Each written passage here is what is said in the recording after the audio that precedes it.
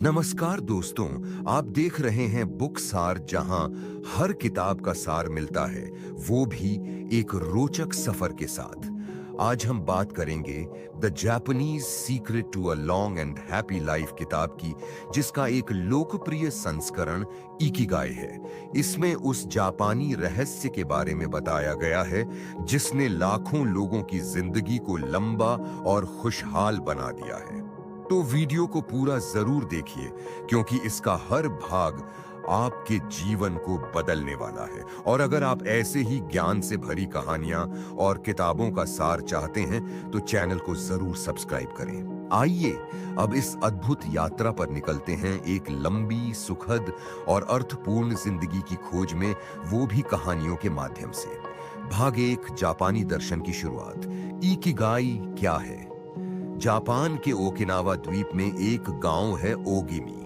यह जगह केवल अपने सुंदर समुद्र और शांत वातावरण के लिए नहीं जानी जाती, बल्कि यहाँ के लोगों की उम्र और खुशी के लिए प्रसिद्ध है। यहाँ के लोग 80, 90, यहाँ तक कि 100 साल से ऊपर तक जीते हैं, और वह भी बिना थकावट, चिंता या अकेलेपन के। जब शोधकर्ताओं ने इसका कारण जानना चाहा, तो उन्हें मिला एक शब्द, इकिगाई।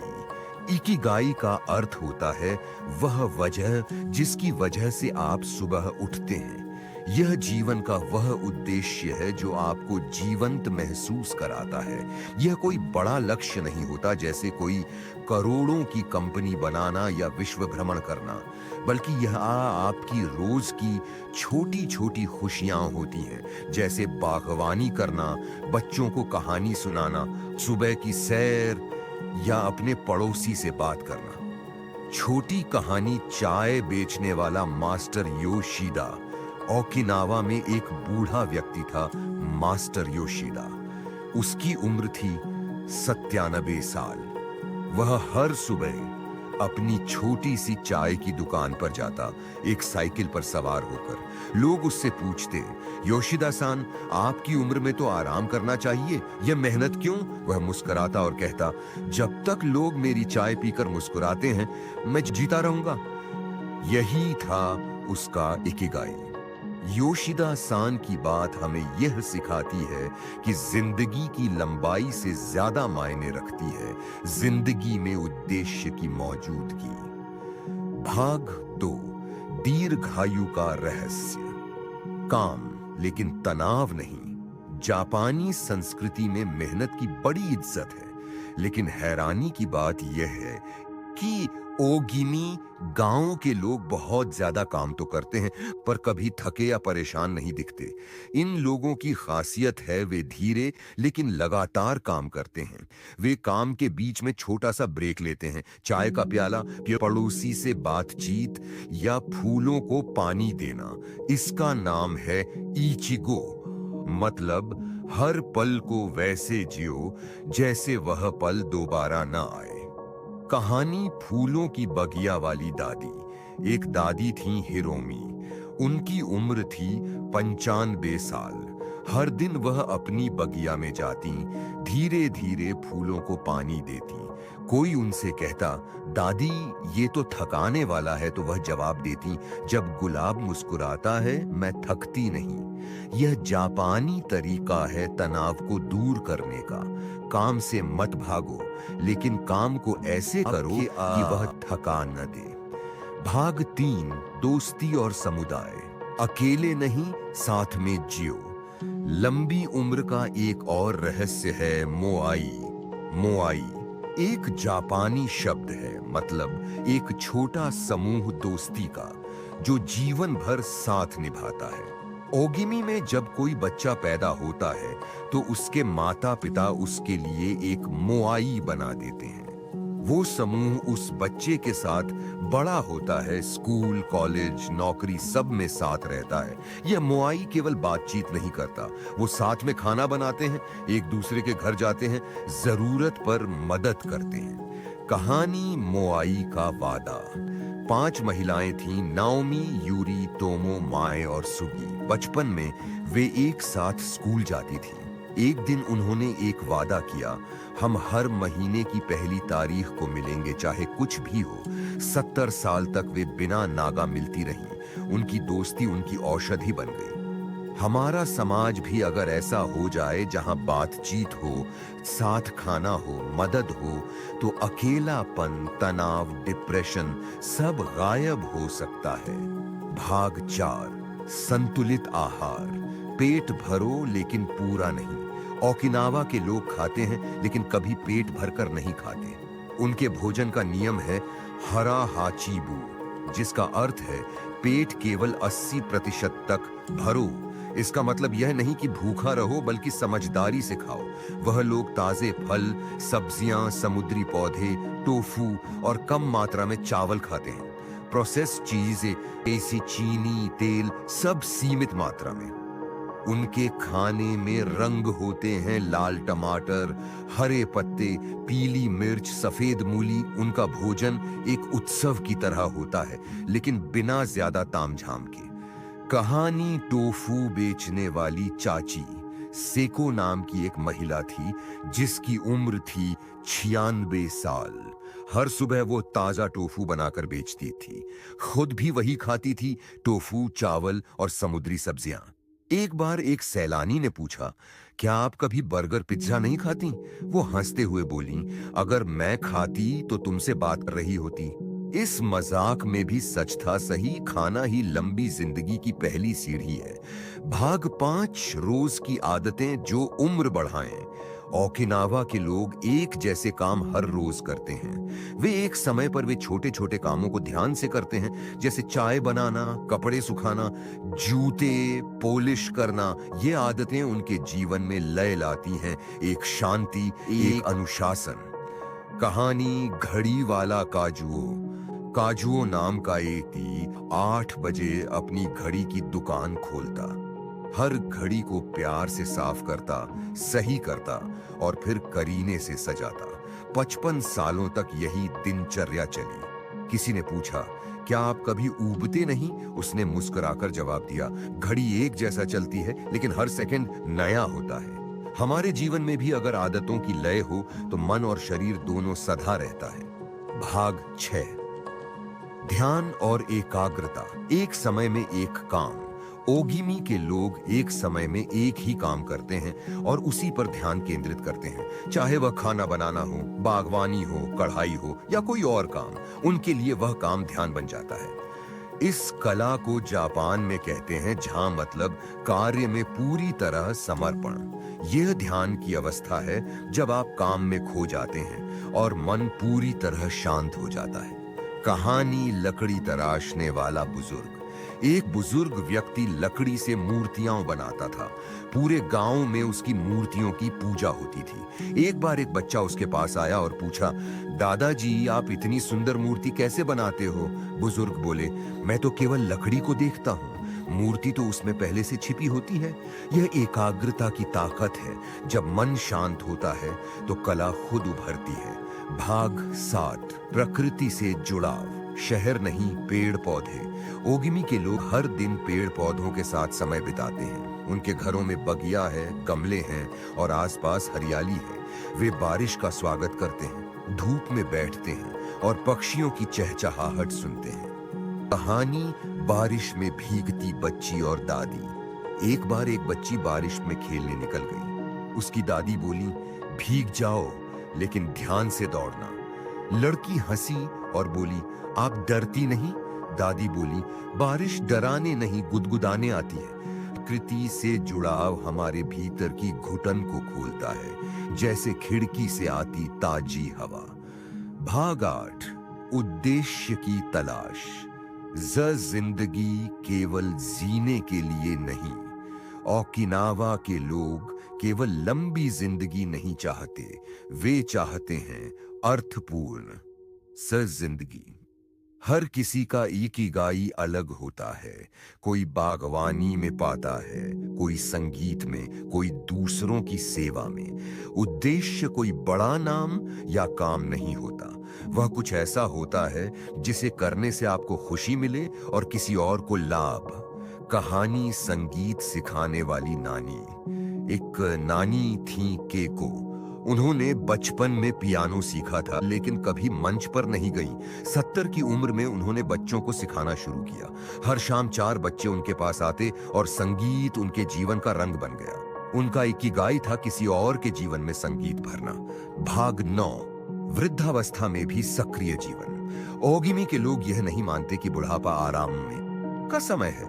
उनके लिए उम्र सिर्फ एक संख्या है। जब तक शरीर चल रहा है और मन मुस्कुरा रहा है, वे काम करते हैं, खेलते हैं, सीखते हैं। वे अपने अनुभव दूसरों के साथ बांटते हैं, बच्चों को कहानी सुनाते हैं, बागवानी करते हैं, गीत गाते हैं और त्योहारों में हिस्सा लेते हैं। उनके लिए रिटायरमेंट का कोई मतलब नहीं होता, क्योंकि जीवन कभी खत्म नहीं होता जब तक उद्देश्य जिंदा है। कहानी हुला डांस वाली नानी। ओकिनावा की सड़कों पर अक्सर एक नानी दिखती हैं। नाम है नाकाजिमा। उनकी उम्र है 100 साल, लेकिन वे हर रविवार को बच्चों के साथ हुशडे हुला डी सैबा डांस ऐसा करती हैं। कोई पूछता, क्या आपके घुटनों में दर्द नहीं होता? वो हंसकर जवाब देती, जब दिल नाचे तो दर्द कहाँ। यह दर्शाता है कि उम्र बढ़ने का मतलब यह नहीं कि जीवन थम जाए, बल्कि यह तो जिंदगी को और गहराई से जीने का अवसर है। भाग 10, खुद से दोस्ती, आत्मा की देखभाल। लंबी उम्र का एक और बड़ा रहस्य है खुद से संवाद। ओगिमी के लोग रोज सुबह या शाम को अकेले बैठते हैं, बिना किसी फोन, टीवी या शोर के। वे खुद से सवाल करते हैं, मैं आज कैसा महसूस कर रहा हूं? मुझे किस चीज ने दुखी किया? मैंने क्या अच्छा किया? ये आत्मचिंतन उन्हें संतुलन देता है। वो अपनी भावनाओं को पहचानते हैं, उन्हें स्वीकारते हैं और फिर उन्हें जाने देते हैं। कहानी आत्मचिंतन करती लड़की। हीरो नाम की एक लड़की थी जो हर शाम पेड़ के नीचे बैठ जाती। सबसे कोई सोचता वह उदास है, लेकिन असल में वह अपने दिन की समीक्षा कर रही होती। एक बार उसकी दादी ने पूछा, क्या सोच रही हो? वह बोली, मैं खुद को समझने की कोशिश कर रही हूं ताकि कोई और मुझे न समझाए। खुद से दोस्ती वही कर सकता है जो भीतर से मजबूत हो। क्या रहा? बहुत अधिक से बचाव, सादगी की शक्ति। ओकिनावा के लोग सादा जीवन जीते हैं। उनके घर छोटे होते हैं, चीजें कम होती हैं, लेकिन दिल बहुत बड़े होते हैं। वे मानते हैं जितना कम सामान उतनी ज्यादा आजादी।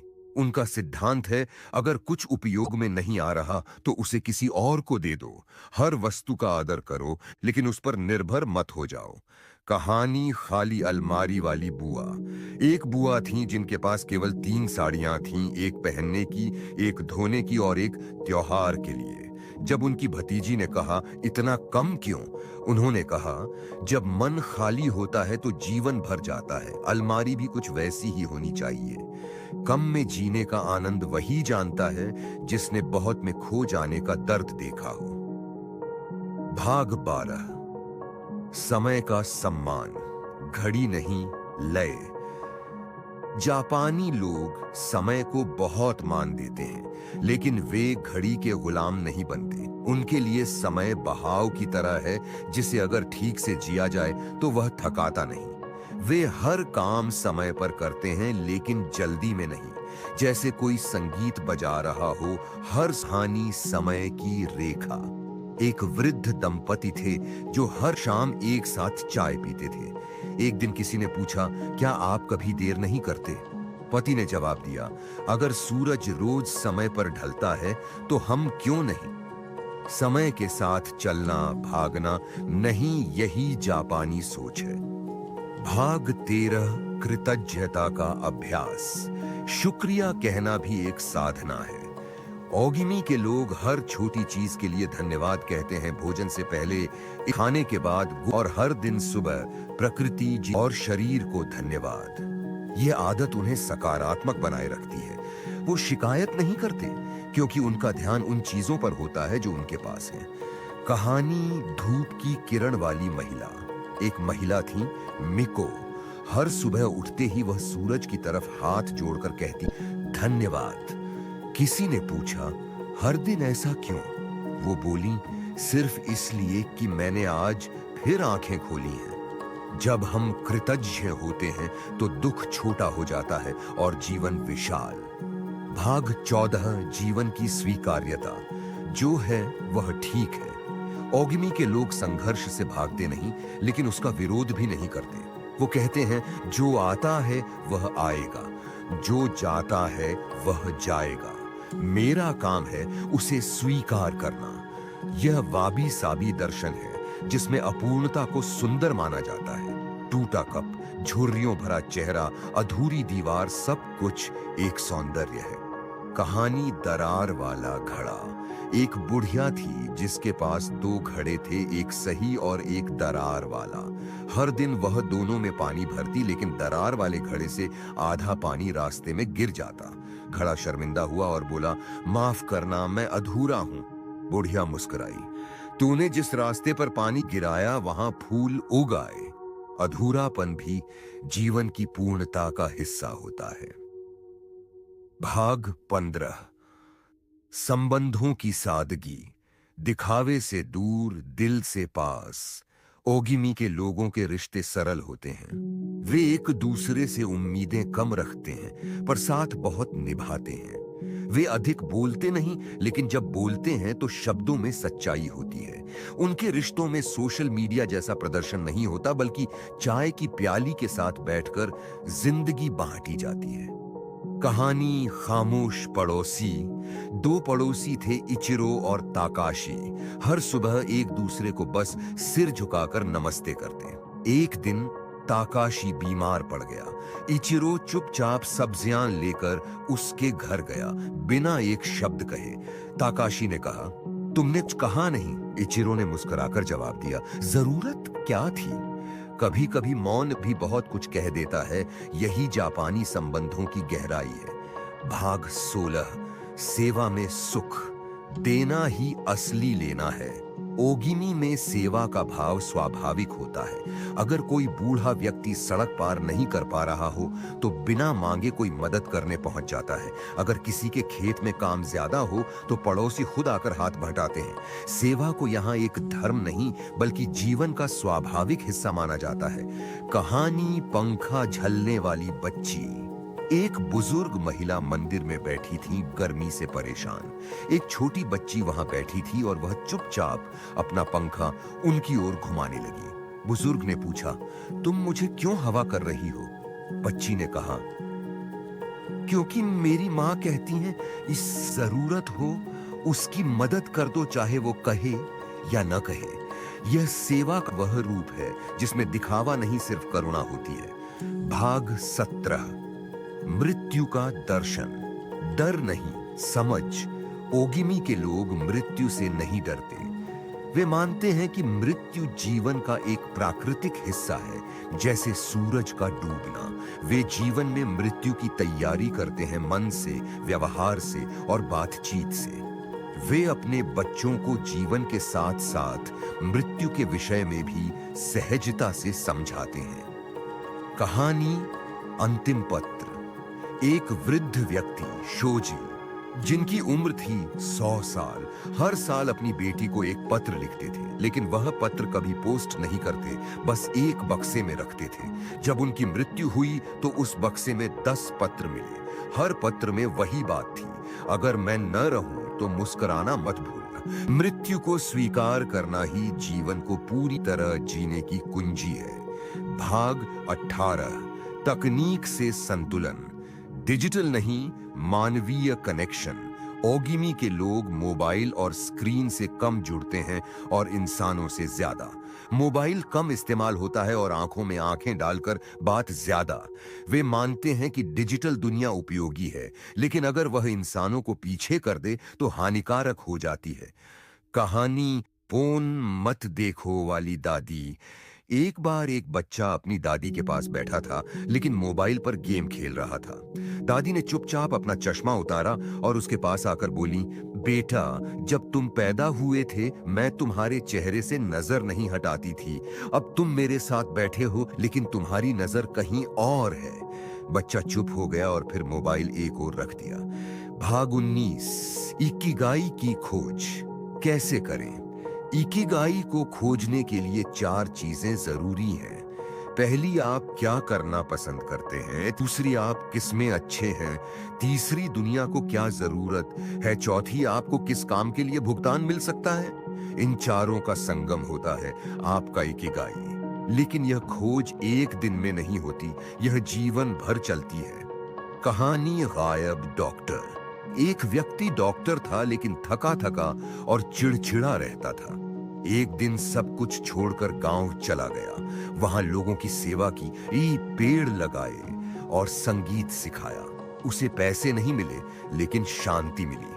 वह बोला, अब मुझे समझ आया, मेरा इकिगाई डॉक्टर बनना नहीं था, बल्कि लोगों को मुस्कुराना सिखाना था। इकिगाई पैसा नहीं, अर्थ देता है, और यही असली दौलत है। भाग 20। आधुनिक जीवन में जापानी रहस्य को कैसे अपनाएं। आज की तेज रफ्तार जिंदगी में भी हम ओगिमी की तरह जी सकते हैं, थोड़ी धीमी गति से, थोड़ी गहराई से और थोड़ा ज्यादा मुस्कुराते हुए। सुबह जल्दी उठना, सादा खाना, परिवार से बात करना, काम से भागना नहीं, बल्कि उसे आनंद से करना, और सबसे जरूरी, हर दिन खुद से यह पूछना, क्या मैंने आज कुछ ऐसा किया जो मेरे दिल को अच्छा लगा। कहानी मेट्रो वाला इंसान। एक शख्स मेट्रो में रोज भागता हुआ आता था, परेशान और चिड़चिड़ा। एक दिन उसने तय किया, अब मैं 2 स्टेशन पहले उतर जाऊंगा, हर थोड़ा पैदल चलूंगा। वह रास्ते में फूल देखता, लोगों को मुस्कुराता और सांसें गिनता। एक हफ्ते में ही उसके चेहरे की झुर्रियां कम और मुस्कान ज्यादा हो गई। यही है जापानी तरीका, तेज भागो मत, बहो। तो दोस्तों, यह था जापान के ओगिमी गांव और वहां के निवासियों के जीवन से निकला वह रहस्य जिसने उन्हें न केवल लंबा बल्कि शांत और संतुलित जीवन दिया। इकिगाई कोई मंत्र नहीं है, यह एक दृष्टिकोण है, एक ऐसा नजरिया जो कहता है कि हर दिन जीने लायक है, हर रिश्ता निभाने लायक है और हर सांस कृतज्ञता से भरने लायक है। अगर आपको यह ज्ञान पसंद आया तो इस ज्ञान की मशाल को आगे बढ़ाइए, वीडियो को लाइक करें, शेयर करें और बुकसार चैनल को जरूर सब्सक्राइब करें, क्योंकि यहाँ हर किताब से मिलती है जिंदगी को बदल देने वाली रोशनी। फिर मिलेंगे अगली किताब की नई रोशनी के साथ। तब तक याद रखिए, खुश रहिए, शांत रहिए और अपने इकिगाई को खोजते रहिए।